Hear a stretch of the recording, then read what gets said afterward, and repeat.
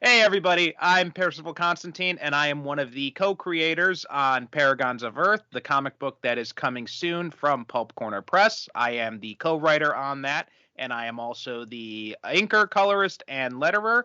And today I am joined by my co-writer, Thomas Deja. Tom, how you doing?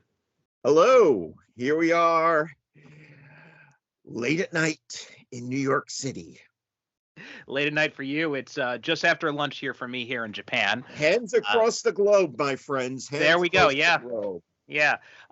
But what I wanted to talk about today, up until now, I've been doing mostly these videos about kind of the design process that we've gone through with some of the characters. We've done Adam Man and Amazona and the Owl. Got more coming up too. And you are with your friends over at 8TW have been doing these excellent audio dramas. You released the Adam Man one and the Amazona one, and I believe soon you are working on an Owl one too. We have a Magician from Mars that's going to be recorded next week and should be out by the time people see this. Okay, so maybe I should get that the next video I do should probably be on Magician from Mars then. That's a pretty good synergy there. I'm looking for the right Owl story to adapt. Mm. Okay, all right. Which is just an excuse for me to dig through all these old comic books. So. Mm-hmm. But one of the things that I've seen questions pop up about this before, and not necessarily directly related to our stuff, but just in general in public domain groups I'm part of, is this question of why use these public domain characters, right? Especially when you're not using them as they originally were. We're kind of using them as kind of a launching pad, and then we're kind of we're playing a little bit of a jazz with it. So let's start that off as the first question to talk about. What draws you to incorporating these public domain characters into your stories? Because this is really kind of like my first foray into it, but you, I believe, have done some work with this kind of stuff in the past yourself. I've always loved the Golden Age. I got into it through All-Star Squadron back in the 80s and Roy Thomas.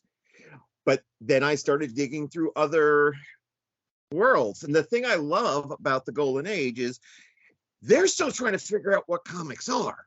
Mm-hmm. And as such, they're trying all these new things, and some of them stick and some of them don't. And there's just all these great ideas that maybe needed a little more baking in the oven. Mm-hmm. But because they were just anxious to get some of that sweet Superman pie. Mm-hmm. They didn't take the time. Now we get to do that. Mm-hmm.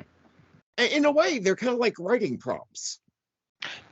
That's a good way to think about it. Yeah, I think I'm kind of looking at it the same way. Like when you're thinking about, especially when you're doing superhero stories, there is also the question of what are you going to create that hasn't been created before, right? There's only, so many types of characters that can have, flight and human strength and everything. And you're really kind of limited to like how many different ways can you think of to find a different name for basically the same kind of archetype.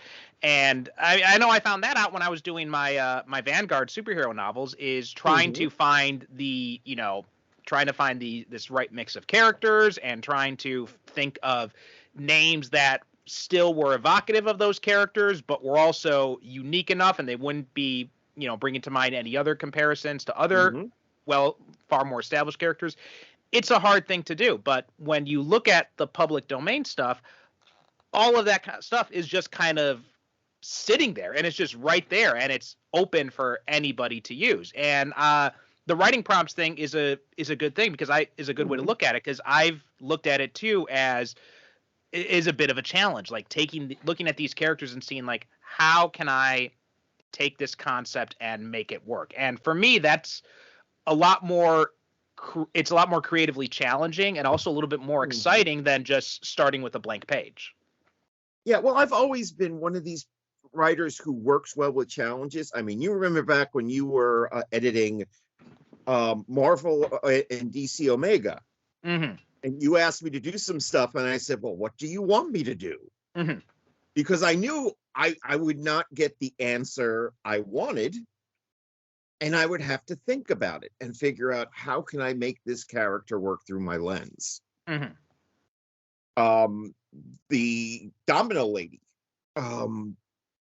way back in my Airship 27 days, Ron wanted me to do a comic book story with the Domino Lady, and I fell in love with that character. Mm-hmm. There's still a novel. I've still got a novel where Crimson Mask and Domino Lady novel in the back of my skull. So, but yeah, no, I like having a challenge. Hell, the Shadow Legion started as a challenge. Mm-hmm. You know, and this is it's another challenge. And you came to me with some ideas, and I said, okay, let me put some spices on it, maybe some sauce, braise it, and make it into a real good meal. Yeah, and that's really what I kind of came to you with. It was just kind of like these, random notes I'd scribbled around, a bunch of these sketches, and all of it very, very kind of bare bones when I brought it over to you, and just kind of like, take a look at this, tell me what you think of it so far, and then you just kind of went nuts with it in like the best possible way. I just on a side note, I did not know you did a Domino Lady short for Ron. I did too back in the day as well. Yeah, no, it's in one of the comic anthologies he did. Yeah. With my good friend Michelle Shudo, who hopefully will be doing a Magician from Mars backup for us if things go well. Hopefully, yeah, if things go well. Now, the other thing I want to ask too is, so, like I said, we've been, kind of playing jazz with these characters. We've been taking things out, keeping some stuff, and just kind of like finding different ways to make them our own. Because, I mean, obviously from a design perspective, a lot of those Golden Age costumes don't always age so well. So you want to try and find ways together. And they tend to blend together as well, right? And you want to try and find ways to make these, to bring kind of modern design sensibilities to these things. Not everything is as timeless as like Superman or Captain Marvel, Shazam, or Batman. So you need to find ways to tweak things or completely reinvent things, as we've done with a bunch of different. We've done both of those approaches with the characters we've chosen here. As one example. Give credit to Eric Johns. Yes, absolutely. Let's give credit. I mean, if it wasn't for that one design of the shark in casual wear, the whole character would not have clicked for me. Absolutely, yeah. That's a perfect example too. Like the design sensibility he brought to these characters was unbelievable. My favorite example is still what he did with Atom Man. When I was doing it, I was struggling over what to do with the symbol, and because I didn't like the old just starburst symbol, I felt like that wasn't evocative enough of atomic power, and it just seemed very generic. And so I was trying to find ways to incorporate like an atomic symbol and like have it spell out Atom Man and A&M in some sort of subtle way, and I just could not make it work out. And then he just comes in and he's like, well, what if we use the Bohr model? And I'm like, oh, but that's what they use for Dr. Manhattan. I'm not so sure if it would work so well. And then he does this design, and I'm like, oh my god, it's perfect. It's simplicity and perfection all in that one quick design. And it made the whole character work in a way that nothing I was trying to figure out was able to in the same way. This is the exciting thing about comics. Comics is a collaborative process. No one person can claim full ownership. And it's seeing these ideas going through different focuses, going through different lenses to become something unique. It's one of the reasons I love working with the ATW. It's like I write a script, but what I have in my head is not what it comes out. Yeah, It's absolutely. sometimes even better. And here I sat down and said, well, what kind of stories do we want to tell? And you're like, I prefer doing something Vertigo-ish. I'm like, okay. And so we did. And I think some of the characters are better for it. Mm-hmm. Yeah, particularly Adam Man. Yes, absolutely. Yeah, it gave a whole completely different spin to that character to have this different kind of approach to him, and also along that lines, like when I gave you these basic rough sketches I had of these characters, and I didn't really know what you were going to do with them and how much you were going to flesh them out. Also, too, when I finished the script and sent it to you, you probably didn't expect some of the things I would choose to do with the script, and even and that writing process is still ongoing as I'm going through and lettering these pages, because I'm noticing things that pop up that Eric has brought out in the art in these pages that when I get to the lettering stages, I'm like, oh, wait, this panel would be much better if I changed this dialogue or if I added in something here. So it's been a really fun way to work in a way. Because of your script, that a connection between two characters got explored in the script, in the plot I created for the 3rd issue. Oh, nice. Awesome. It's because of seeing the two of them seeing those two characters together and seeing them bent. I'm like, they got something going on. They're in love. I think I know exactly what you're talking about, and I was thinking about that when I was adding that dialogue in. I was wondering if you were going to pick up on that, and it sounds like you did. So yes. And yeah, that was something that just kind of clicked for me when I was writing it. I'm just like, oh wait, this seems like it would be a really good way to work that in there. And maybe it's something that we'll pick up on and we'll develop, or maybe it's something that readers can kind of debate amongst themselves, and we'll see kind of how it develops out of that. So so that idea of the balance between staying true to the original character and adapting them to fit the narrative, how big of a concern is that for you? How much do you have that in mind as you're kind of working on these characters? Well, the first thing I do is look at how much we have to work with. An example of that is Amazona, where we had almost nothing to work with. We had one story. I mean, the story that continues on from that one story writes Amazona out completely, and it's just Blake. So we had one story to work with, so we had to do a lot.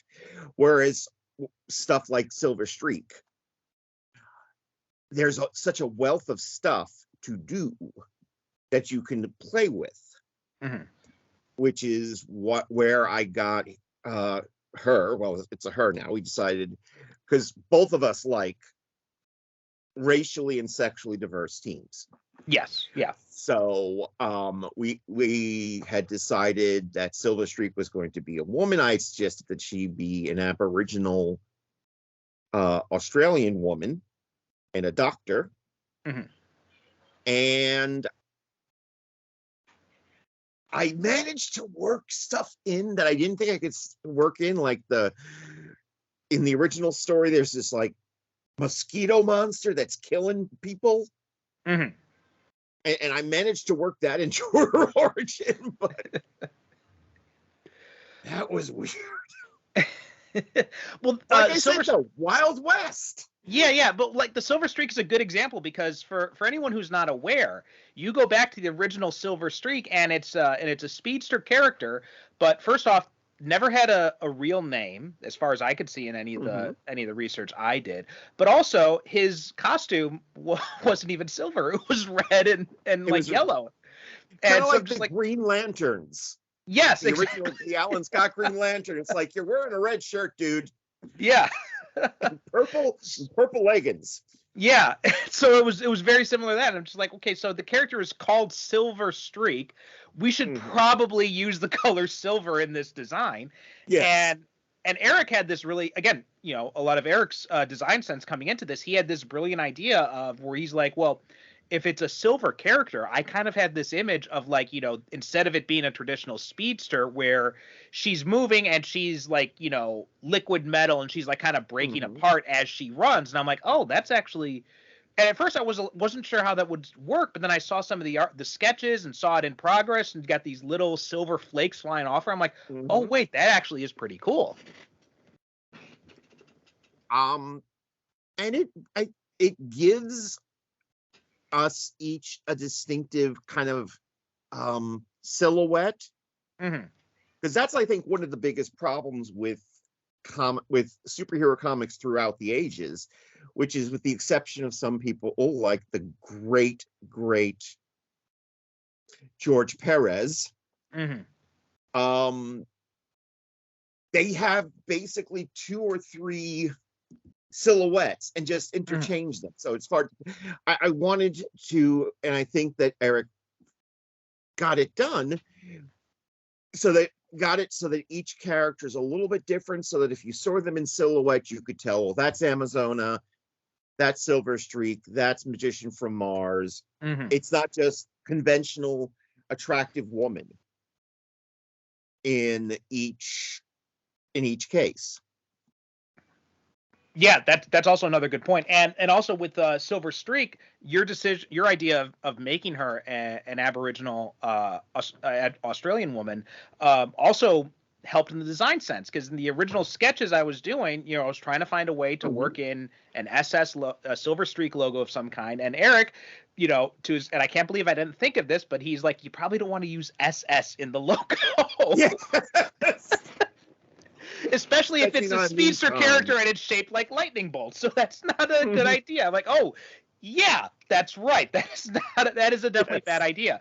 And then you had this idea of using kind of like this Aboriginal symbol that kind of resembled an S, and we had worked at it. And then it's a very simple yet elegant design, and that came from the fact that she is an Aboriginal character. So that was another way that, you know, changing things up opened a new door for us to use this character in. Well, I'm one of these people that even when I'm writing something totally fanciful, if I can find a way to anchor it in reality in some way, even if it's just in terms of design, I will do so. Yeah. And that was the case. I looked up Aboriginal symbolism, found that symbol for wind. I said that would work. Sent it off to you, sent it off to Eric, and Eric came up with the magic. Yeah. And also that we also had something that like that work with Diamond Jack too, where you had this idea of, and Diamond Jack was kind of like a late addition to the team, because my original prompt going from this was basing it on Zack Snyder's Justice League, which did not have a Green Lantern there. And then as we were kind of workshopping this you said to me, it's like, well, why don't we have a Green Lantern type character? So then we were looking through stuff. I can't remember if it was I suggested it or you suggested it, but somehow I suggested. Okay, so I showed you Diamond Jack, and the original Diamond Jack, he is just a guy in a suit basically, which you actually really liked. And this is something we debated about, because one of the ideas you had was to make him of Japanese ancestry, and I had this idea of like, well, let's make him like, you know, kind of like a Japanese celebrity, a media figure, a pop star figure type of thing. And my idea was, I think if you're going to have like a Japanese celebrity superhero, you should have like Japanese superhero aesthetics in mind in the costume. Right. So like something more tokusatsu inspired, something more Super Sentai inspired. But you really like the idea of keeping someone in plain clothes. And then we went to Eric with it, and Eric came up with these designs where, you know, we gave him kind of like a helmet at first, and I'm just like, oh, but I think he'd like to show his face if he's a celebrity, so maybe a helmet wouldn't work so well. And he came up with this really great design that worked perfectly well for the character. Also, going to that silhouette thing too, it gives him a unique look compared to the others. And then he met and then he satisfied your desire to have a plainclothes guy by putting the shark in plainclothes. The shark in, yes. No, yeah. I fell so in love with that picture. And sometimes it's just seeing a visual makes things click, just everything kind of fits together. Well, also too, we were thinking about the owl because the version of the owl we're using, Nick Terry, he's not a Bruce Wayne type. He's not Mhm. he doesn't have $1 billion lying around where he can use to fund his gadgets. So we had this idea of like, well, how is he going to fund his operation? We had talked about it different things. Maybe this this storm agency that we came up with, which is kind of like our Right. version of Shield. Maybe they're responsible for giving him tech or something. And then again, going back to the original source material, you came up with this really great idea because he has a partner / love interest in Bella Wayne, Mhm. and you came with No this idea, relation. no relation, and you came up with this idea of like, well, what if his brother was like, because his whole thing is like his brother died and then he ends up becoming the owl to get revenge, and you came up with this idea of like, well, what if his brother was an engineering student and she was like working with his brother or something like that, like she was a classmate of his, Yeah. and so she basically becomes like his Q in a way. Mm-hmm.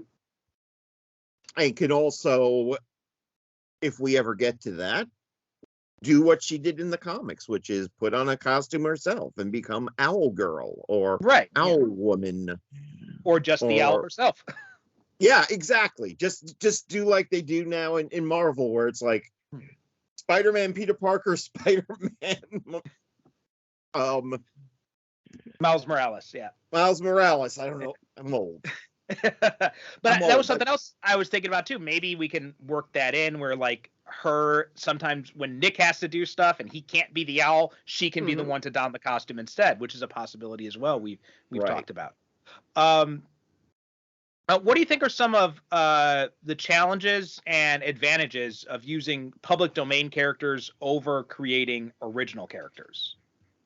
Well, one of the problems, I think, first off, is that there are fans for characters. No matter how obscure, there is a person who's a fan of that character. Mm-hmm. So you don't want to get it too far away that it would be like, that's not my owl, that's not my Atom Man. I'm sure that there's Atom Man stands out there. But on the end, in a way, you don't want to make it so far away from the original that it ceases to be connected. So I think the furthest we got was maybe Silver Streak. I think so too. Yeah. Yeah, Silver Streak is argued. Well, no, to be fair, the shark was just the son of Neptune, and he had webbed hands, and he was just a guy in a Speedo, and he's become this Ben Grimm kind of, these, them, and those Brooklyn character who, and I managed to do and I guess also finding some things like with the Magician from Mars. It's such a weird name. And you want to give it that groundwork, especially since we're doing it in the modern day, modern superheroes. There's a little more expectations of some sort of reality. So I tied her in with the history of magic, and gave her, because being an immortal Martian means you can show up on Earth whenever you want. Right. So I dropped her down during the golden age of stage magic. Well, we also had to think about with her, the fact that in those comics she could basically do anything, right? She was her powers had like no limits on them. So trying to find ways to impose those limits on the character was something that we had to try to work out. I mean, we could have easily just, nerfed her, as the kids say these days, but instead we decided to use that to our advantage and find a story reason why she's not as powerful as she is in those original comics. One of the great things you will notice when you read the originals is that the Magician from Mars is a very upbeat, ingenue Very flirty, kind of Carol Lombard / Thelma Todd character. And in discussing how we were going to give her a little bit of boundaries, I figured, what if the reason she does that is because it's part of how her powers work? If she's taking all this willpower and using it, but only if she is balanced mentally, which will come into some interesting things down the line. Yeah. And it also allowed me to give her a neat traveling headquarters. So, and she's the main because she's so powerful, she's the main reason that everybody can get to where they need to get to almost immediately. But she starts doubting herself and things start falling apart. So, and now when I came to you with this project, most of the characters were brought to you by me. You had inserted some other ones into the narrative, right? That's how we got Cairo Jones in there. That's how we got Captain Battle in there. Some other ones coming up in future stuff. One character I'm now totally in love with, Pat Parker, the war nurse. I just fell in love with that character because we were looking for a British head of Storm, and I came across these bizarre Harvey comics, and I'm like, oh, I love this character. And yes, we are going to have, for those of you who are familiar with Pat Parker, there will be girl commandos at some point. So that's kind of the question I wanted to ask. Like, what considerations are in your mind as you're looking for these characters to use? Because the list of characters that are in the public domain, it's a big list. Like, most of my research starts off at public domain superheroes. I looked through that entire website. I read through that entire website over the course of a couple of weeks. Yeah. So, particularly because we had decided if Paragons of Earth were basically Justice League public domain, there should be a Legion of Doom public domain.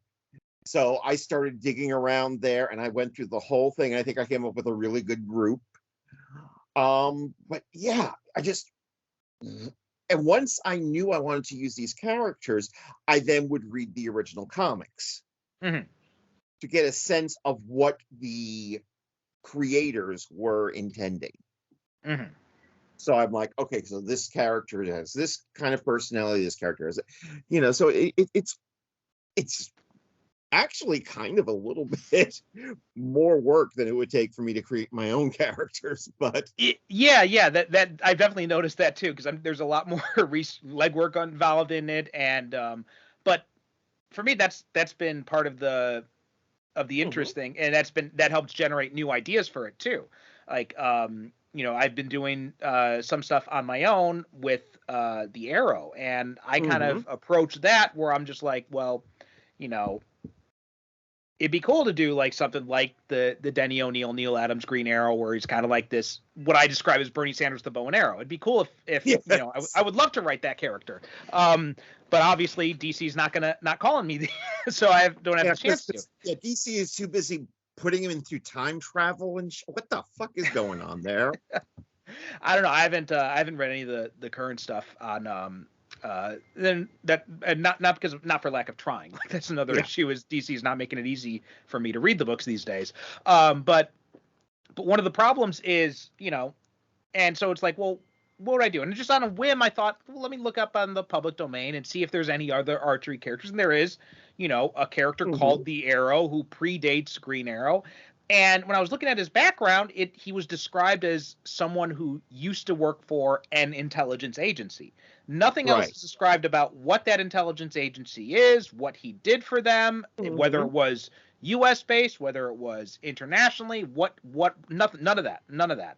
So then it's just kind of like, okay, well, how are you going to, and that gave me some ideas about like, okay, so what if he was working for the CIA or something, and he was involved in stuff that some of the CIA's long documented history of dirty shit. Right. And then like, okay, well, that might give a person a reason to turn into, more of a revolutionary character to begin with. And that, led me down this path to thinking about how to do this character in a way that I would not have thought of if I had just been creating this character whole cloth. Yeah, well, it's just and the other thing, of course, is going back to Diamondback, is that it allows me to look into things I might not otherwise look into. I had to look into Japanese idol culture and found out that they no longer are forbidden from having girlfriends. That they were at some point, but it was considered unconstitutional recently. So I'm like, that's kind of fascinating. Yeah. And that also allowed me to bring in some of my own background too, being someone who is based in Japan, and this idea we had of making him a mixed race. So he's part Japanese, part American, and so that brings another aspect into his background and the type of character that isn't portrayed a whole lot in a lot of media, either in Japan or elsewhere. So yeah, and one of the things I'm curious of when I'm creating these characters, like I usually have kind of a character that I want to use as a starting point that I can't use, and from there that kind of leads me down to these different versions, and then trying to find someone who will work the right way, and a big part of that comes from looking at their background. So for example, with the Owl, for our, he's basically our Batman type of character. Right. There is, and as I said this in the Owl design video, there is no shortage of, masked adventures of the night you could choose that are in the public domain. There's like, that is I true. think. So it came to this decision of like, well, and so you're looking at the different backgrounds of it, and what attracted me to the Dell version of the Owl, which is the one we ended up using, was first, I thought his costume would be a little bit easier to work with than some of the other ones. But also I thought his background as a police investigator would also be something that could be played with a little bit more, especially in light of a lot of the questions people have about the police coming up in the modern day. Right. An example on my side was when we decided upon who our big bad was going to be. Lord Despot. I'm like, okay, he's got a dark side vibe, so he should have a court of apocalypse. So I started going, okay, going through that list, going, who would be a good Desaad? Who would be a good Granny Goodness? Not one-to-one correlations. I mean, quite frankly, I think our Granny Goodness is so much better than the Granny Goodness DC has. She could definitely beat her in a fair fight. But it was just like, and having fun and going like, okay, so this character could be Baron Bedlam. It could be not Baron Bedlam, Doc Bedlam. Baron Bedlam is an outsider's character. But yeah, no, but the thing is, it's fun. And if you're having fun doing your work don't feel like work now, does it? Absolutely. Yeah. Well, that's another big thing that was for me, is like trying to make this fun, and it is unbelievable. And I think that's maybe what a lot of people who are maybe thinking about this, or they see the comic book and they're like, well, why would you have these questions like, why would you use these public domain characters when you could just create your own characters? And I think that fun aspect it is kind of like, finding some, cast off toy or something, then seeing like what kind of things you can play with it if you're a little kid. Right. And yeah, I spent, my wife will tell you, when I was in those initial months of sketching, like almost every free moment I had, I was just standing there, I'm just taking out my sketchbook and I'm just doodling stuff there. Well, look at I mean, you've seen the various documents I've come up with, Yeah. you know. And I've also I wrote the podcast commercials that are running. I wrote a whole and got way ahead of myself and wrote the whole next two plots and plots for backup stories, and I already have an idea for the Western story you and I talked about briefly. So there's going to be, if you guys fund this, there is going to be no end of crazy shit. Now, go ahead. Finish. No, go ahead. Finish your thought. There is going to be tons and tons of nuts stuff coming. Yeah.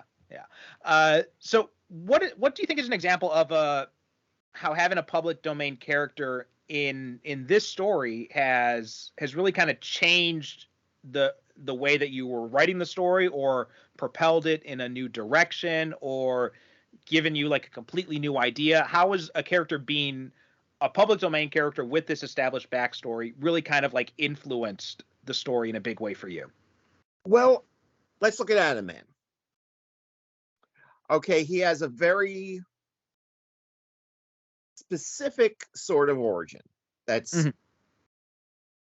very much grounded in 1950s Cold War politics. And also 1950s understanding of atomic energy. Atomic energy, yes.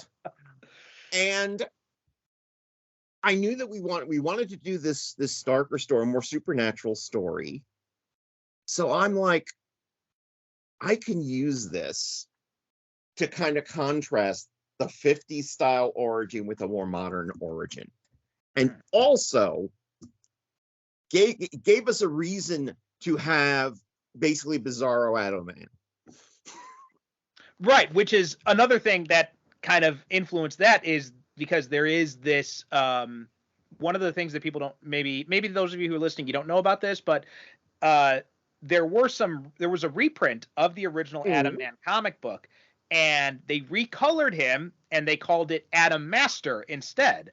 And so we were just kind of like, what if we use that as kind of like our Bizarro Superman type of thing? So trying to find out how we can work this other version of this character into the story has also been a big influence on the way that we are approaching this, and how we're dealing with his origin, and how his origin really kind of ties into this larger story. And it also, I think, gives us a way to talk about one of the classic supervillain archetypes, the Dark Mirror. Yeah. Which is something that it takes a while for some characters, but most of the greatest characters in comics have their Dark Mirror. Batman has the Joker. Spider-Man has Venom. Superman has Bizarro, although Bizarro is more of a comic figure. Comic, not comic. Right.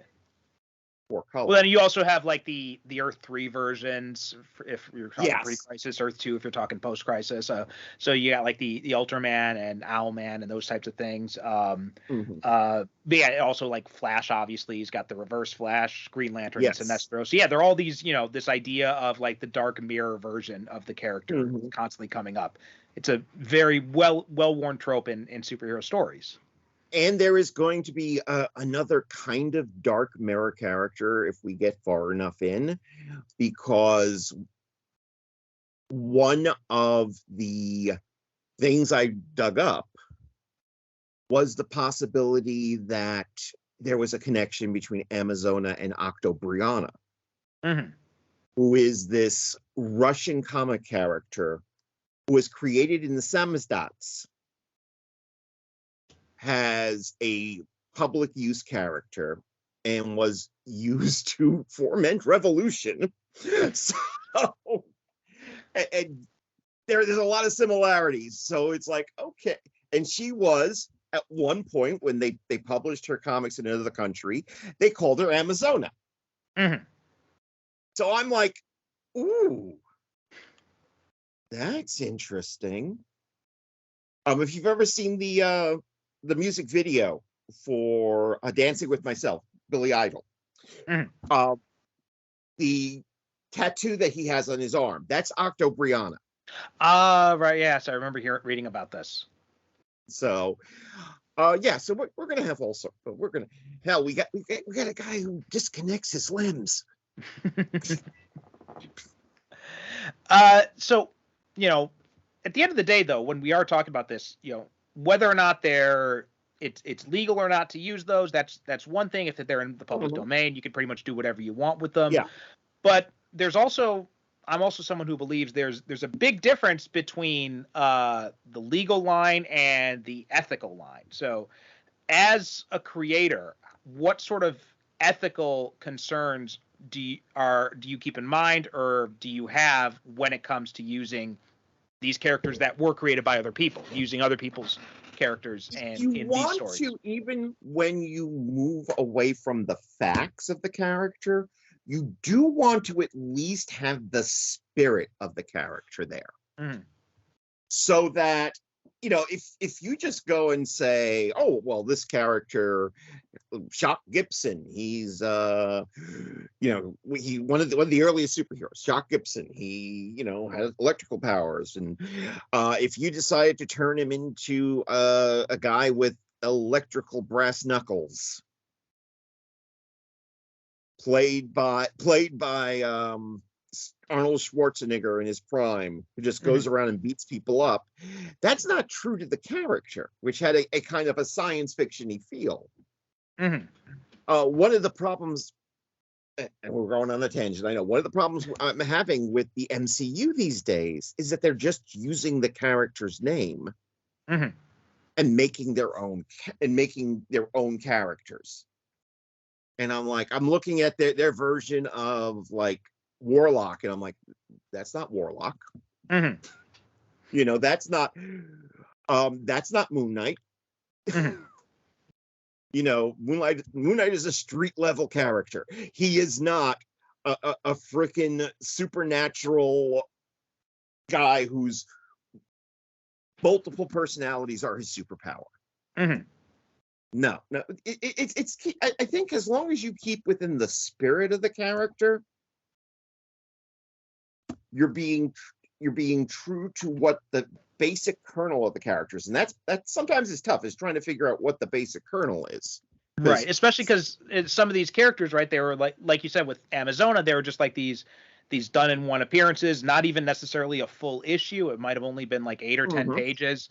And let's face it, not people who were writing these comics at the time, they didn't treat it as if they weren't taking it maybe as seriously as some people would now. Like it was, they're writing a paycheck basically. Right, and you got to also keep in mind that some of these characters were created by basically sweatshops. Right. Yeah. And it was just, well, we need a superhero strip, and they just put stuff together.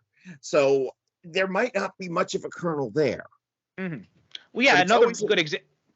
Or sometimes they might be saying like, we want a character like this other character that's very popular. I know one of the characters that fascinates me is the Wonder Man from Fox Comics. Yes. Will Eisner co-created, and they went to Eisner and they said, we want a character like Superman, basically. Right. And so he's just like, okay, I'm going to give you a Superman type character, and that was their version of Wonder Man. And so that's an example of a character that it's like, okay, so this was clearly just done as a cash grab. So you've got a little bit more freedom to play around with it a bit more. Although it's interesting that one Wonder Man story is, shall we say, a little more political, because it's all about him toppling an evil regime and fomenting revolution, as opposed to the first Superman story, which is also political in its way. I mean, one of the things I love about Superman is that he is the embodiment of the immigrant experience in America. Yes, absolutely. And so he's going, he's going around saying, here I am. I thanks for having me. I have these skills. How can I help? Mhm.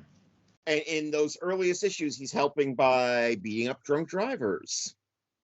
And I mean, his first appearance, he's, spanking an abusive husband, Going after corrupt politicians and all that. Like, going after corrupt politicians. Yeah, and that version of Superman is, if all goes well, and it will be coming into public domain in I think 2028, and when that if and when that happens, expect my socialist Superman comic book to come out. Oh, a whole socialist. I guess they'd be like the socialist Avengers. I don't think there's an equivalent. There's an equivalent. There's like a secondary Justice League. Mm-hmm. Like you've got the Avengers and you've got the Defenders. Yeah. And the Defenders are very different, but they're still basically the same idea. A bunch of guys get together. I don't know what you would use as your structure for that. I don't know, but yes, the idea. I had this idea. This is a gaming character I came up with. I was in a gaming group, and somebody had suggested the idea of setting it during World War II in Russia, on the Russian coast. So I came up with a character called the Noon Witch, which is based on Slavic folklore. Also caused my GM to say, "What is it with you and characters with weapons?" But yeah, no, it's that's one thing I think that hasn't been explored enough, which is we have this very narrow view of what a superhero is, and yet in other countries, that idea might be different. Yeah. In other political outlooks. And I think sometimes they did it in like with Anarchy with DC, but they don't do it enough. Yeah. And in fact, along that lines, like one of the things that kind of struck me, so I'm a kid of the '90s, so I grew up watching Power Rangers and all that as a kid. And one of the things that always struck me as weird watching Power Rangers as a kid was, well, what is the purpose of these kids having secret identities when the villains know who they are, right? Right. What's the point then? What's kind of the reason for that? And then fairly recently, I had watched the original Japanese version of Jew Ranger, which was the basis for the original Power Rangers.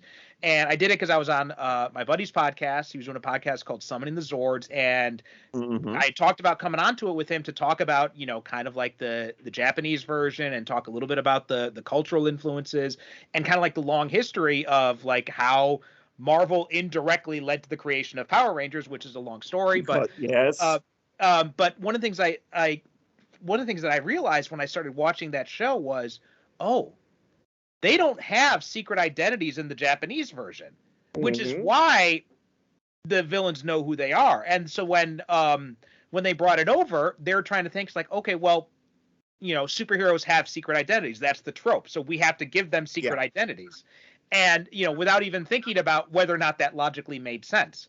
So, so yeah, that idea of like, what is the superhero and what does the superhero mean in different contexts is also an interesting thing to approach. I think the fact that at least in the cinematic way, in TV and in cinema, they're kind of discarding the secret identity.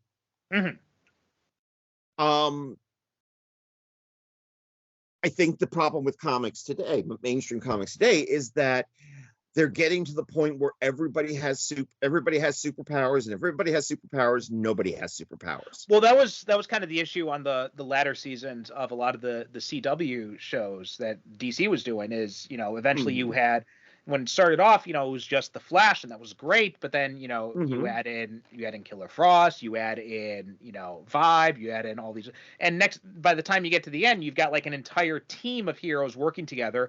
Everybody knows everybody's identity, and so Right. a lot of it becomes it they lost sight of like the human element of it in the end there, I felt. Same thing with Arrow. And I love Mm-hmm. what Greg Berlanti did, at least with the first several years of what Yeah. I call the Berlanti verse. Most people call it the Arrowverse. Um, but the thing is, they're always looking for. But then again, that's also, I think, Warner Brothers going, okay, who else can we sell Yes. Yeah. Yeah. action figures? Although, still one of the most disturbing things I ever came across was I worked at a Toys R Us during the last few months of its Times Square store, and they had action figures of Felicity Smoke. Mm-hmm. And I'm going, guys are not buying that for the reason you think they are. No. Now, another question I wanted to ask too is, so we've got all these characters, and for the most part, all these characters, when they premiered in their original comics, they were almost universally in their own universe. They were maybe the only hero there, or they were in. And what we've done is, right, we've brought them all together like this. It's not till the late parts of World War II. In fact, it wasn't like DC who put this, or Timely who did this. The first people to do it were MLJ, who are now known as Archie Comics, where they had like the Wizard. It was like there was a 3-part story with the Wizard and 2 other characters from the MLJ universe getting together to fight a invasion of the Japanese of Los Angeles. Mm-hmm. So it took people a while to go, hey, much like with the Universal Monsters. Mm-hmm. They're like, hey, what if they all existed in the same place? Right. So, how do you approach that aspect of it? Weaving all these different characters with all these different backgrounds and all these different power sources, and putting them into the same universe in a way that makes sense. Well, part of it is because of what you told me you wanted to do with the overall story. Mm-hmm. So when you told me I want to do this kind of a story, that opened up possibilities for me. And I was like, okay, so we have these 2 non-human characters. Well, 3, but we have these 2 non-human characters who are distinctly different from normal humans. Mm-hmm. Maybe they came from an earlier time. Maybe they are connected. Mm-hmm. It's just finding ways to weave the web between these characters, so that, and also tying it in with, we don't want to give away the big surprise, but the overriding problem that we're going to have these heroes deal with. But yes, being able to go, okay, I can tie this in here, and then I can tie in Adamant's origin, and you create it like you create anything from the ground up. Mm-hmm. The important thing is making sure it's logical. Yeah. That's the biggest problem, and that is the problem with most superhero universes, which is they were never. The DC universe was never intended to be the DC universe at first. Which is how they got the multiverse, how they kind of stumbled into the multiverse in the first place. They came up with the idea of the multiverse. Marvel, I think, they already had the idea, because it was the world outside your window, that they were all in the same world. But still, they didn't, quite get everything right all the way. So the important thing was, and the other important thing was, to create a backstory, but not want to force it out at all one time. It would be death if our first issue was just explaining the backstory. Instead, we decided to have a big fight on a train with ghouls, which it's something that has always been kind of in my head because of course I live in New York, home of the subway. So and the subway station when I lived in Ridgewood, the subway station I used a lot was right next to a cemetery. So that's where that came from. but yeah, no, it's you have to be careful. Yeah. You got to dance on the edge of that sword. Yeah, I think that's a good point. And I think, especially when you look at, and Marvel kind of realized that when they started doing the movies, because then they realized like, okay, well, we've got the basis of like a solid technological hero here. And now we're going to bring in Asgardian gods. So how do we make that work? And how are we going to work? And then we've got this character who does magic. How are we going to make that work? And they found ways to root it in this idea of like, alternate Earths and, this idea of like, people think they're gods, but they aren't necessarily gods. What you call magic is that they've kind of abandoned that idea. I think now that people have kind of gotten used to it, they've kind of said like, yeah, it's magic. It's because yes, it's right up there in the first Thor. We're aliens. We came to Earth. People thought we were gods. We said, well, we're not going to stop you. Yeah. And now you go to Love and Thunder, and it's like, here's a city of gods. And they're all hanging out together. And apparently Thor has been reading Zeus fanfic. Also, the one, two last questions I want to talk on here. Sure. First of them, what about how concerned are you about the legal side of things when you're looking into these characters? Because I know from my own research, like I've stumbled on some of these characters and I'm like, oh, that's really cool. And I do a little bit more research and I'm like, okay, that character should definitely not be on the public domain site. Yeah, there are certain characters, and it's doubly tricky because there are stories that are in the public domain featuring characters who are not. Yes, yeah. One of my favorite Golden Age characters, because it was, first off, had gorgeous artwork by Reed Crandall, was Firebrand. And I yearn to do something with Firebrand, but I can't because even though the stories are in the public domain, that character is owned by Warner Brothers. Because it was part of the Quality comic line, which Warner Brothers bought. Yeah. There is a magnificent character from the 90s I would love to do, but I can't do it because it was an Ultraverse character. Oh, yeah. Malibu was bought by Marvel. If Marvel didn't know about what one of those didn't know about somebody's unfortunate hobby back then, they certainly know now. So it's like there's no way we're ever going to see those characters again. But it's there is a magnificent character in there I would love to work with. There are characters, you just have to be careful. If you know, you have to be a bit knowledgeable about who owns what. Like I think, like, even though once again MLJ characters, public domain, but we have to do some major changes because of course Archie every 5 or 10 years is trying to bring them back to gain their to keep a version of the copyright. Right. Yeah. So otherwise there would be a Jaguar hanging out in our comic. Yeah. And the last thing I want to say is, what I see in a lot of times is like discussions around these communities is like people are always asking about like, oh, I want to use this character, I want to do this, I want to do this. So what kind of advice do you have for anybody who wants to use public domain characters into their work? First off, forgive me for quoting Nike, do it.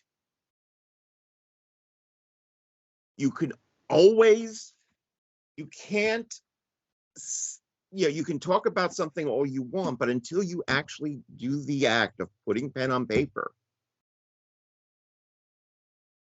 it's just, wind in the breeze. Mm-hmm. If you're passionate about a public domain character, use common sense. Like I said, you can't really use most Fawcett characters, as most Fawcett characters are owned by Warner Brothers. Mm-hmm. You can use a Blue Beetle, Mm-hmm. but not the Blue Beetle. Right. Because there are 3 versions, and 2 of them are in the public domain, but one of them, of course, is owned by DC, and the versions that were derived from that version are also owned by DC. Yeah. Do your due diligence, but the first thing you do is just do it.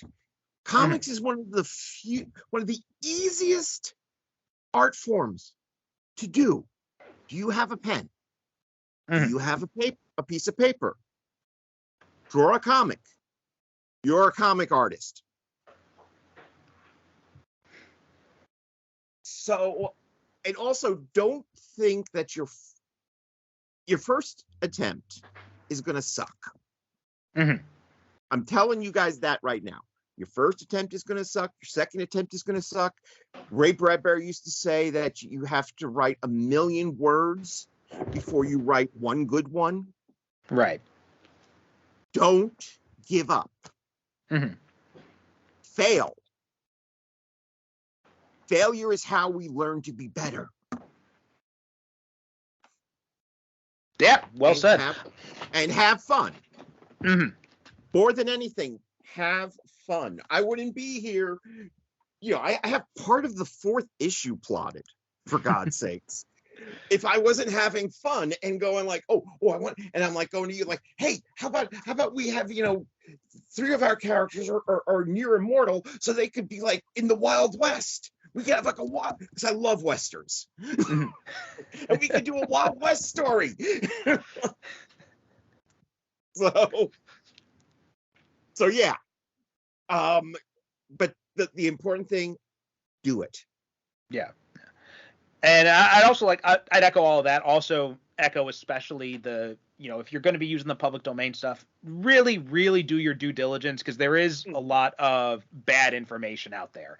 Right. There's a number of times when I've seen people say like, oh no, that character is in the public domain. And I'm like, okay, technically maybe, but there's issues with that. And even if you are 100% in the right and DC or Marvel or whoever is 100% in the wrong, they still have the resources you don't have to go after you in court, and you would have to pay the resources to defend that. So keep that in mind too. Even if you are 100% right, you still got to be able to fund that defense, and you got to be able to prove that in court. So if you aren't sure, if there's even like a little bit of skepticism about whether or not this character is safe to use, then there's definitely going to be an alternative character that is safe to use. And if you have, worst comes to worst, if you have doubts, there is a certain phrase we like to use in the fandom community: filing the security numbers off it. If you find this, you're in love with this particular character, but you can't use it because he's owned by somebody else, create a character like it. Mm-hmm. That's how we got Addo-Man in the first place. That's how we got the Silver Streak. That's how we got the Owl. Because people looked at that and said, I want one of those, but I can't get one of those. Mm-hmm. So I'll make my own. Right, yeah. Well, I mean, going back to, in an indirect way, the inception for this was the whole idea of using Zack Snyder's Justice League. And what happened when Zack Snyder's Star Wars project fell through? Well, then he filed the serial numbers off and he calls it Rebel Moon instead. Right.